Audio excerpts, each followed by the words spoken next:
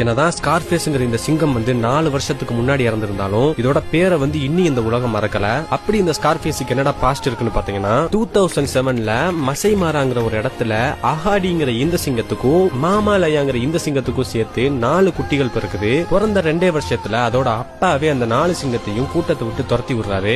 என்ன பண்றதுன்னு தெரியாம கொஞ்சம் நாளுகளா பட்டியலிலே சுத்திக்கிட்டு இருந்த இந்த சிங்க குட்டிங்க இந்த காட்டையே தன்னோட கண்ட்ரோலுக்கு கொண்டு வரணும்னு ஒரு முடிவு எடுக்குது. அந்த காட்டையே அவங்க கண்ட்ரோல் எடுக்கணும்னா அங்க உள்ள மார்ச் பிரைடுங்கிற ஒரு பெரிய கேங்கே அவங்க அடிக்கணும். அடிச்சா மாத்திரம் தான் இவங்க அந்த காட்டை கண்ட்ரோல் எடுக்க முடியும். ஆனா அந்த மார்ச் பிரைடோட தலைவன் ரொம்பவே பெருசாவும் ஆக்ரோஷமாவும் இருந்ததுனால இந்த 3 சிங்கமும் அது கூட சண்டை போட தயங்கிச்சுங்க. மத்த 3 சிங்கமும் பின்வாங்கின நேரத்துல ஸ்கார்ஃபேஸ் மாத்திரம் இதை எப்படியாச்சும் அடிச்சே தருவேன்னு ஒரு வெறியோட இருந்துச்சு. ஸ்கார்ஃபேஸ் முடிவெடுத்தது மணிக்கு அந்த சிங்கத்து கூட போய் சண்டையும் போட்டுச்சு. அந்த சண்டையில ஸ்கார்ஃபேஸ் அதோட ஒருத்த கண்ணையே இழந்துட்டும் விட்டு கொடுக்காம ஒரு ஃபாரஸ்டே கண்ட்ரோல்ல வச்சிருந்த மார்ச் பிரைடோட தலைவனை தோக்கடிச்சு அந்த காட்டுக்கே ராஜாவானா ஸ்கார்ஃபேஸ். அண்ட் அன்னையில இருந்து அங்க உள்ள மக்கள் அதை ஸ்கார்ஃபேஸ்ங்கிற பேரோட கூப்பிட்டாங்க. இதுவரைக்கும் எந்த சிங்கமும் பண்ணாத மாதிரி 400 ஹைனாக்கள், ஒரு நீரியான, அது மட்டும் இல்லாம 130 சிங்கத்தை சாகடிச்சு தொடர்ந்து கண்டினியூஸா 12 வருஷம் அந்த காடையே ரூல் பண்ணிருக்கு. அண்ட் அது மட்டும் இல்லாம தண்ணி குடிக்க வர மிருகங்களை டிஸ்டர்ப் பண்ற முதலை கூட்டத்தை தனியாலாவே ஓட விட்டுருக்கு. அண்ட் ஃபைனலா அது வயசாகி சாகும்போது பாத்தீங்கன்னா அதோட கூட்டத்தை விட்டு தனியா பிரிஞ்சு போய்